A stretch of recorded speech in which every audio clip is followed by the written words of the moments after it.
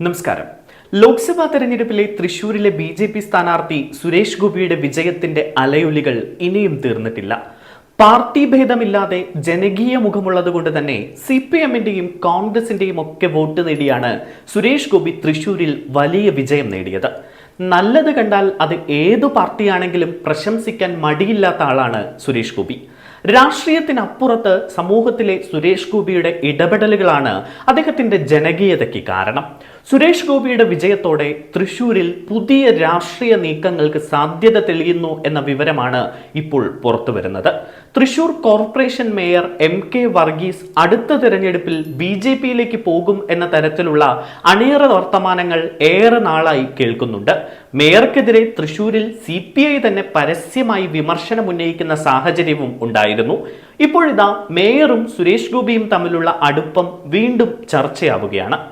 തൃശൂർ കോർപ്പറേഷന്റെ വെൽനസ് സെന്ററിന്റെ ഉദ്ഘാടന ചടങ്ങിൽ പരസ്പരം പ്രശംസിച്ച് കേന്ദ്രമന്ത്രി സുരേഷ് ഗോപിയും തൃശൂർ മേയർ MK വർഗീസും രംഗത്ത് വന്നതാണ് തൃശൂരിലെ CPM-ൽ പൊട്ടിത്തെറിക്ക് കാരണമാകുന്നത്.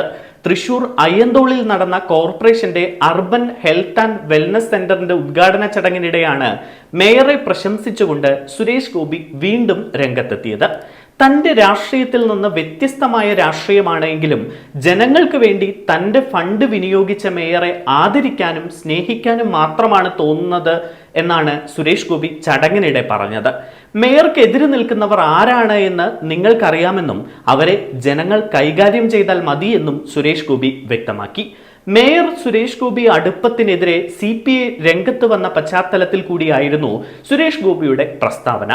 തുടർന്ന് പ്രസംഗിച്ച മേയറും സുരേഷ് ഗോപിയെ പ്രശംസിച്ചു. തൃശൂരിന് സുരേഷ് ഗോപി വൻ പദ്ധതികൾ കൊണ്ടുവരുമെന്നാണ് പ്രതീക്ഷയെന്നും ജനം സുരേഷ് ഗോപിയെ പ്രതീക്ഷയോടെ കാണുന്നുവെന്നും മേയർ MK വർഗീസ് പറഞ്ഞു. നേരത്തെയും തൃശൂർ മേയറെ പ്രശംസിച്ചുകൊണ്ട് സുരേഷ് ഗോപി രംഗത്തെത്തിയിരുന്നു.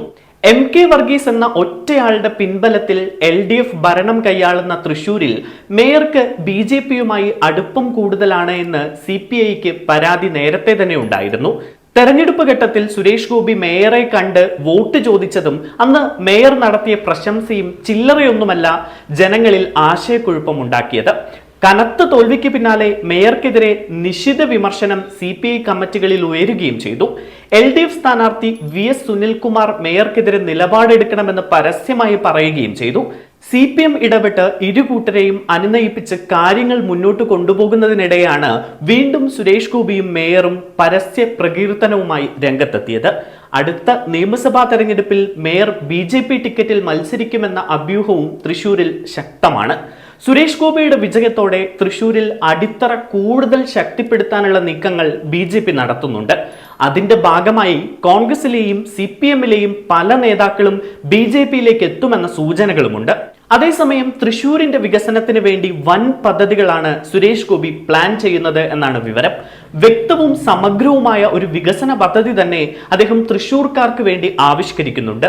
തന്നെ ജയിപ്പിച്ച് ലോക്സഭയിലേക്ക് എത്തിച്ച തൃശൂരിലെ ജനങ്ങളോട് കടപ്പാടുണ്ട് എന്നും അവർക്ക് വേണ്ടി പ്രവർത്തിക്കുമെന്നും കേന്ദ്രമന്ത്രി കൂടിയായ സുരേഷ് ഗോപി നേരത്തെ തന്നെ പറഞ്ഞിരുന്നു. ഇപ്പോഴിതാ തൃശൂർ തേക്കിൻകാട് മൈതാനത്ത് ജലസേചനത്തിന് സ്പ്രിംഗ്ലറുകൾ വെക്കുമെന്ന് കഴിഞ്ഞ ദിവസം കേന്ദ്രമന്ത്രി സുരേഷ് ഗോപി പറഞ്ഞിരിക്കുകയാണ്. ഇതിന് കൊച്ചിൻ ദേവസ്വം ബോർഡും മേയറും അനുമതി നൽകണമെന്നും പുൽപ്പടർപ്പ് വെച്ചുപിടിപ്പിക്കാൻ എന്ത് ചെയ്യണമെന്ന് ആലോചിക്കാമെന്നും സുരേഷ് ഗോപി പറഞ്ഞു. ഇങ്ങനെയെങ്കിൽ മൈതാനം നനയ്ക്കാൻ റീസൈക്കിൾ ചെയ്ത വെള്ളം ഉപയോഗിക്കാനാകും. രാവിലെ 3 മണിക്കൂറും വൈകുന്നേരം 3 മണിക്കൂറും സ്പ്രിംഗ്ലറുകൾ ഇട്ടാൽ തേക്കിൻകാട് മൈതാനത്തെ ജലദൗർബല്യത്തിനും പരിഹാരമാകും. ഇത്തരത്തിലുള്ള പുത്തൻ പദ്ധതികളാണ് സുരേഷ് ഗോപിയുടെ മനസ്സിൽ.